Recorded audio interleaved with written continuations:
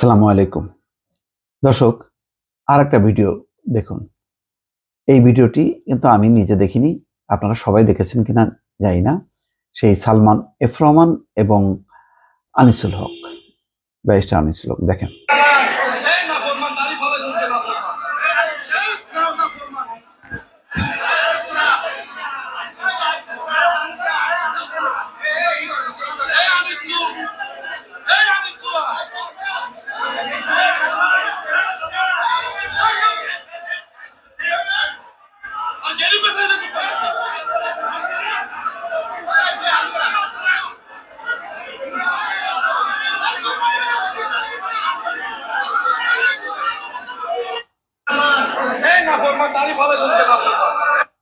দর্শক দেখলেন ক্ষমতাধরদের আজকের পরিণতি।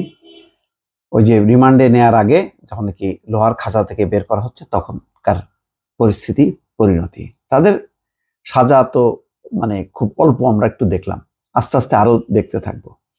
তো এখন যেটা দেখা যাচ্ছে যে সেই রিমান্ডে নাকি শোনা যাচ্ছে আনিসুল হক, ব্যারিস্টার আনিসুল হক, সাবেক আইনমন্ত্রী, সালমান এফ রহমান এবং ওই যে জিয়াউল আহসান, সবাই বলছেন যে তারা সব করছেন, যা যা করেছেন সবই হচ্ছে নির্দেশে, শেখ হাসিনার নির্দেশে।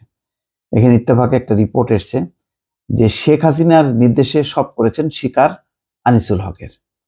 তিনজন আছেন: সালমান এফ রহমান, সেনা কর্মকর্তা মেজর জেনারেল চাকরিচ্যুত জিয়াউল আহসান এবং আইনমন্ত্রী আনিসুল হক।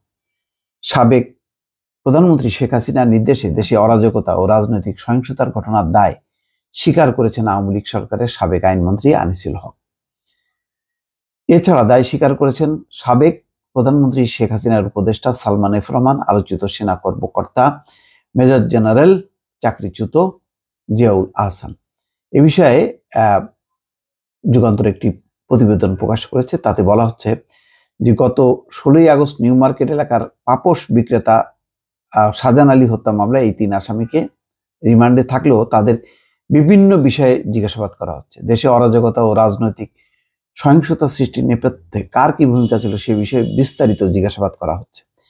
শুরুতে তারা সাবেক স্বরাষ্ট্রমন্ত্রী ও সেতু মন্ত্রীর উপর দায় চাপালেও এখন সরাসরি তারা দায় চাপাচ্ছেন শেখ হাসিনার উপর। তারা বলছেন, আমরা কেবল প্রধানমন্ত্রীর নির্দেশ বাস্তবায়নের প্রচেষ্টা চালিয়েছি। সাবেক প্রধানমন্ত্রী শেখ হাসিনার নির্দেশ বাস্তবায়নে তারা যেসব পরিকল্পনা করেছেন সেগুলো বাস্তবায়নে মাঠ পর্যায়ে হুকুম দিয়েছেন বলে এরই মধ্যে স্বীকার করেছেন তারা। হত্যাকাণ্ডের পেছনে তাদের দায় স্বীকার করলেও এখনো সুনির্দিষ্ট কোনো তথ্য দেননি গ্রেপ্তার ব্যক্তিরা।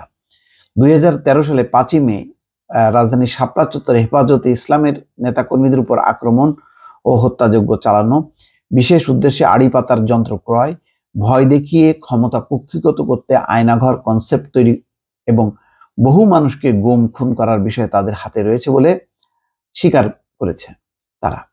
সালমান এফ রহমান, আনিসুল হক এবং জিয়াউল আহসানের বিরুদ্ধে আরো কয়েকটি মামলার প্রস্তুতি নেওয়া হচ্ছে। যেসব ঘটনায় মামলা হবে সেগুলোর মধ্যে রয়েছে শেয়ার কেলেঙ্কারি, মতিঝিলের শাপলা চত্বরে হেফাজত ইসলামের নেতা কর্মীদের উপর আক্রমণ, নিধন, আড়িপাতার যন্ত্র, পেপার সফটওয়্যার ক্রয় করা, আয়নাঘর কনসেপ্ট এবং অসংখ্য গুম খুন সহ নানা আর্থিক অনিয়ম দুর্নীতির ঘটনা। ঢাকা মহানগর পুলিশের সূত্র বলছে, রিমান্ডে থাকা সালমান এফ রহমান, জিয়াউল আহসান, আনিসুল হক তাদেরকে গ্রেপ্তার করা হয়েছে। তারা তিনজনই এখন নিউ মার্কেট থানার একটি হত্যা মামলার ঢাকা মহানগর গোয়েন্দা পুলিশের হেফাজতে রয়েছে। এদিকে যে মামলায় তাদের রিমান্ডে নেওয়া হয়েছে সেই মামলার এজাহার সংশোধন করা হচ্ছে। যাই হোক, এখন সব দায় হলো শেখ হাসিনার। এটাই সত্য, শেখ হাসিনার আমলে ওই সুই সুতো থেকে উড়োজাহাজ, মানে এর মধ্যে যত রকম, মানে নিচ থেকে উপর পর্যন্ত যত রকমের সিদ্ধান্ত, ছোটখাটো থেকে শুরু করে বড়, সবই শেখ হাসিনার নির্দেশ। এটা মন্ত্রীরাই বলতেন যে তারা সবকিছুই শেখ হাসিনার সিদ্ধান্তের অপেক্ষায় থাকতেন। আচ্ছা, আরেকটা রিপোর্ট করেছে ইত্তেফাক। রিমান্ডে উল্টো প্রশ্ন ছুড়েছেন সাবেক আইনমন্ত্রী আনিসুল। কি বলছেন সেখানে? বলছেন, প্রধানমন্ত্রী আমাদের যে গাইডলাইন দিতেন আমি সেই গাইডলাইন ফলো করেছি মাত্র।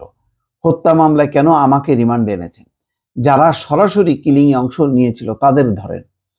জানা যায় সাবেক প্রধানমন্ত্রী শেখ হাসিনার নির্দেশে দেশে অরাজকতা ও রাজনৈতিক সহিংসতার ঘটনার দায় স্বীকার করেছেন আওয়ামী লীগ সরকারের সাবেক আইনমন্ত্রী আনিসুল হক। এছাড়া দায় স্বীকার করেছেন সাবেক প্রধানমন্ত্রী শেখ হাসিনার উপদেষ্টা সালমান এফ রহমান, জিয়াউল হাসান। এরা তিনজনই এখন নিউ মার্কেট থানার একটি হত্যা মামলার ঢাকা মহানগর গোয়েন্দা পুলিশের হেফাজতে আছেন। যাই হোক, তারা যেটা বলছেন যে সবকিছুই তারা শেখ হাসিনার নির্দেশে করেছেন, কিন্তু প্রশ্ন হলো এই যে সরকারের মন্ত্রী তারা কেন পাল্টা কোনো অবস্থান নেননি? এটাও তো তাদের অপরাধ। যা বলবেন, অন্যায় করতে বললে তারা সেই অন্যায় নির্দেশ পালন করবেন কেন?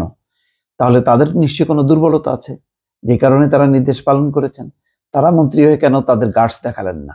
মন্ত্রীরা কি প্রধানমন্ত্রী যা বলবেন সেটাই শুধু বাস্তবায়ন করবেন, না তাদের নিজস্ব কোনো যুক্তি আছে? পৃথিবীর বিভিন্ন দেশে দেখা গেছে অনেক মন্ত্রী প্রধানমন্ত্রীর নির্দেশের সাথে যদি তারা দ্বিমত পোষণ করেন তাহলে পদত্যাগ তারা করেছেন।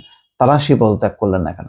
কেন তারা গণহত্যার মতন এবং যত দুর্নীতি অরাজকতা দিনের পর দিন বছরের পর বছর তারা সেটি পালন করেছেন? ফলে এইটা শেখ হাসিনার উপর দায় দিয়ে তাদের দায় মুক্ত হবার কোনো সুযোগ নেই বলে আমার বিশ্বাস। ভালো থাকবেন। আল্লাহ হাফেজ।